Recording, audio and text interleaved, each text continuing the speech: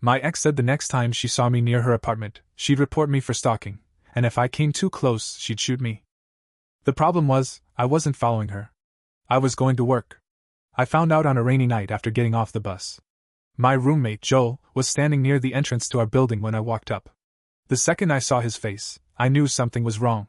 "Travis, wait." I stopped. "What happened?" He glanced toward the building. "Monica called me." My stomach tightened. Monica was my ex-girlfriend. We had been broken up for a little over 2 months and had barely spoken since. "What about?" Joel hesitated. "Just tell me." "She thinks you're stalking her." For a second, I thought I had misheard him. "What?" "She says she keeps seeing you near her apartment." "On the bike path?" "Yeah. And at the bus stop." I stared at him. "That's the route I've used for over a year." I told her that. "Before she even moved there." "I know." The accusation made so little sense that I almost laughed. Monica hadn't moved to some random neighborhood I suddenly started visiting after our breakup. We had looked at that apartment together. Before everything fell apart between us, we had been talking seriously about moving in together. The location was one of the reasons we liked the place. My bus stopped across the street. The bike path I used several times a week ran behind the property. The grocery store I already used was nearby. When we first saw the apartment, Monica had said, "This would be perfect for you. You wouldn't even have to change your route." Then we broke up. She took the apartment by herself. I stayed with Joel. My routine stayed the same. Apparently, that was now the problem. "What exactly did she say?" I asked. Joel looked uncomfortable. "She said if she sees you hanging around outside again, she's going to report you." "I don't hang around outside," I told her. "I don't go onto the property. I'm usually across the street." "I know." "Then what does she think I'm doing?" "She thinks you're trying to make sure she sees you." I stared at him.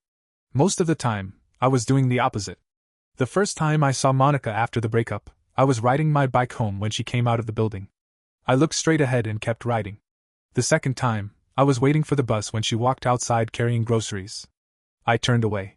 The third time, I didn't even know she had seen me until Joel mentioned it later. That was the extent of it. I wasn't calling her. I wasn't showing up at her door. I wasn't asking mutual friends what she was doing.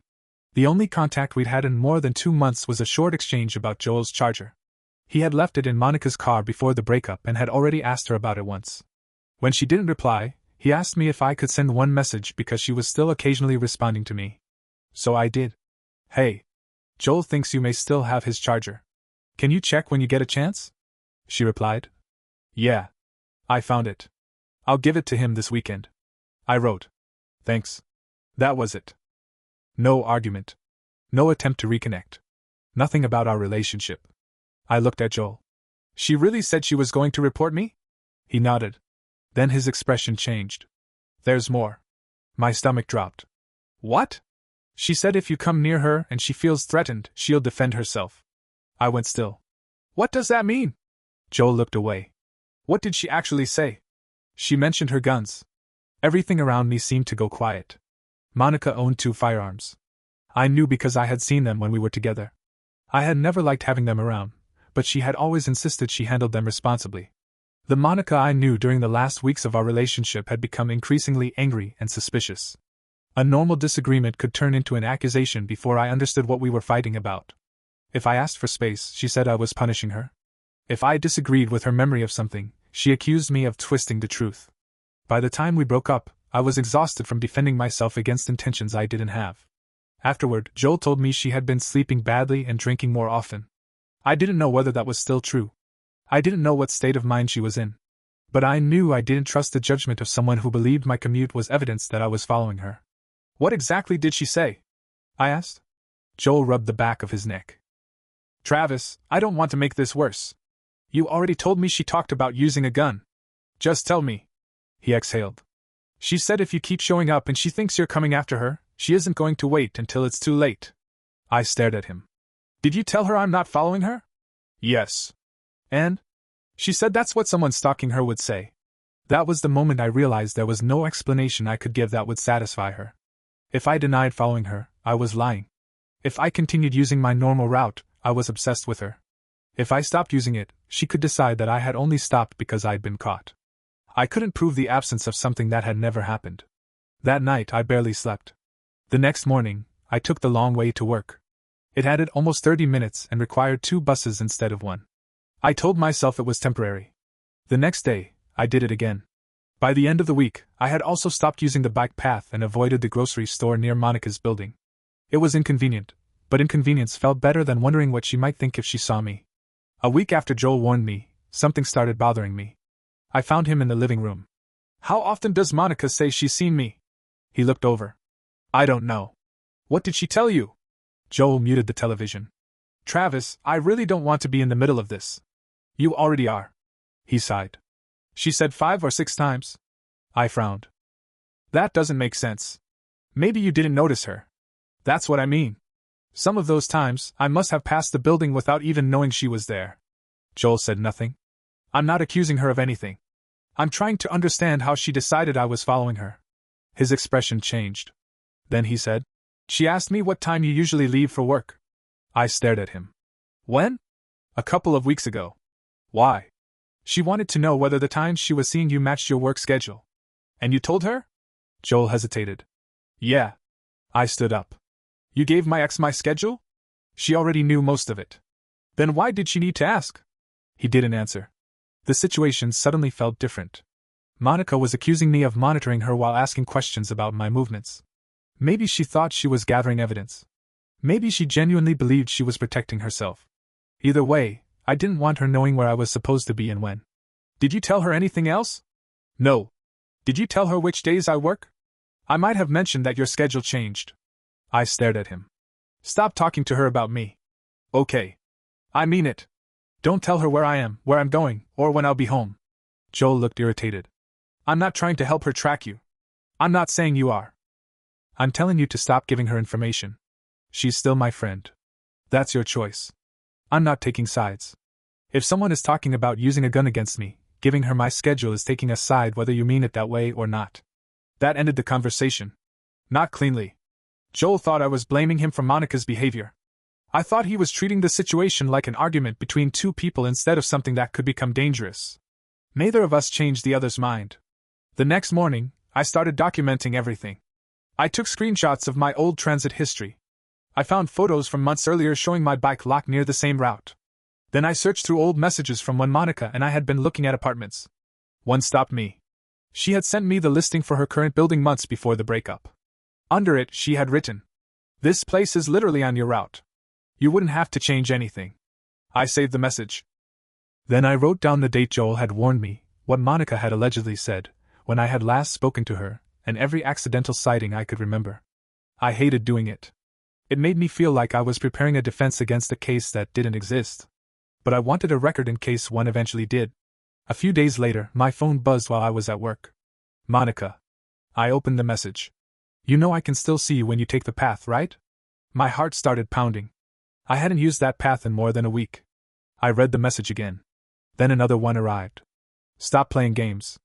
I didn't reply. I took screenshots. A minute later. "I'm serious, Travis." I blocked her. For the rest of the day, one question kept bothering me. What had she seen? Had she mistaken someone else for me? Was she referring to an older sighting? Or had someone told her I was still using the path when I wasn't? I went home and showed Joel the messages. He frowned. "I haven't told her you're using the path. I'm not using it." "I know. Did you talk to her today?" "No." "Yesterday?" He hesitated. "We talked, but not about you." That answer didn't reassure me. As long as Joel and Monica were still in regular contact, I had no way of knowing what information was passing between them. "She threatened me," I said. Joel shook his head. "She didn't threaten you directly." I stared at him. "She told you she might use a gun if she saw me near her apartment. She was angry. She thinks walking on a public path means I'm stalking her." "I know. Then why are you minimizing this?" "I'm not. I'm saying you heard it secondhand." "And that changes what?" Joel stood up. "You keep acting like I'm responsible for whatever happens between you two." I went quiet. "Whatever happens?" "That's not what I meant." I grabbed my jacket. "Where are you going?" "Out." "Where?" I stopped at the door. It was an ordinary question. Normally, I would have answered without thinking. That night I didn't want to. "Why?" Joel's expression changed. "I didn't mean it like that." "I know." I left. I went to a coffee shop nowhere near Monica's neighborhood and stayed there until it was late. That night, I started looking for another place to live. I didn't think Joel wanted to hurt me. I still considered him my friend. But I no longer wanted to wonder whether something I told him casually might end up reaching Monica. 2 weeks later, avoiding her became impossible. One of the bus routes I had started using was temporarily suspended that afternoon. My options were to wait more than an hour, pay for a ride home, or take my old bus. I stood at the station looking at the route map on my phone. My first thought was Monica. That irritated me more than anything. I had already spent weeks leaving earlier, getting home later, and avoiding places I had used long before our breakup. I was tired of planning my life around the possibility that my ex might see me and decide it meant something. So I took my old bus. I told myself I would get off, keep moving, and go straight home. When I reached my stop, the rain had gotten heavier. I stepped onto the sidewalk and pulled up my hood. Then I saw Monica. She was standing outside her building. She saw me at the same time. For a second, either of us moved. Then I turned and started walking. Travis. I kept going. Travis. I walked faster. Stop. I didn't. Then I heard footsteps behind me. I turned around. Do not come near me. Monica stopped. Her phone was already in her hand. She was recording. You're doing it again, she said. Doing what? Showing up here. My bus stop is here. You expect me to believe this keeps happening by accident? I used this route before you lived here. Her expression hardened. You could go another way. I have been. Then why are you here? My other bus isn't running. She laughed. Of course. I was exhausted. I didn't move toward her or raise my voice, but I stopped trying to convince her that I was harmless. You chose this apartment partly because it was on my commute. Her phone stayed pointed at me. That was before. The route still exists. You need to leave me alone. I am leaving you alone. You keep showing up. I am trying to get home. Past my building. Because your building is next to the bus stop. She shook her head. Do you hear yourself? Yes. Do you? Her expression changed. Then she said quietly, I already warned you. My entire body went cold. No. You warned Joel.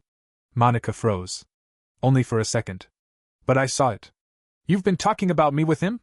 You asked him for my work schedule. I was trying to understand why you kept appearing outside my home. So you were checking where I was supposed to be?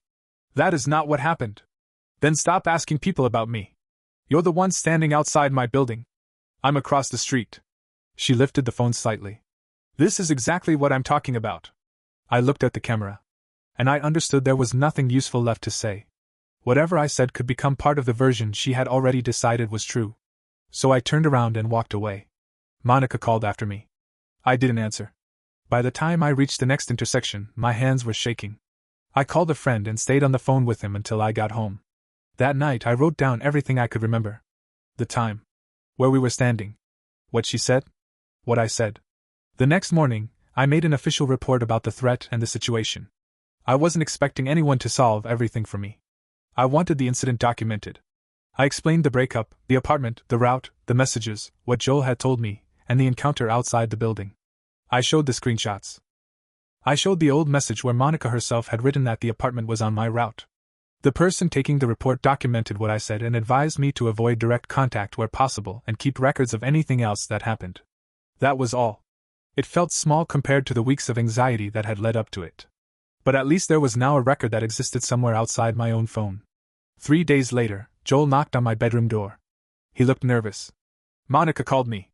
I closed my laptop. What did she want? She knows you made a report. My stomach dropped. How? I don't know. Did you tell her?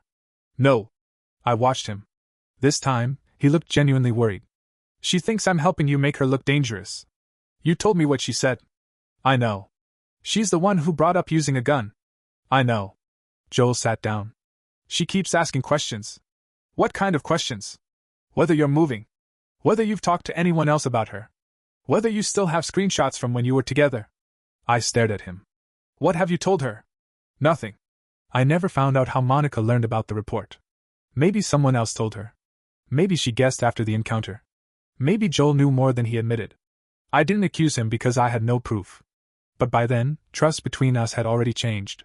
2 weeks later, I moved out. I didn't tell Monica. I didn't tell mutual friends until after I was gone. I gave Joel my new address because we had known each other for years, but I made him promise not to share it. He said he wouldn't. Monica never contacted me directly again. As far as I know, she never filed the stalking report.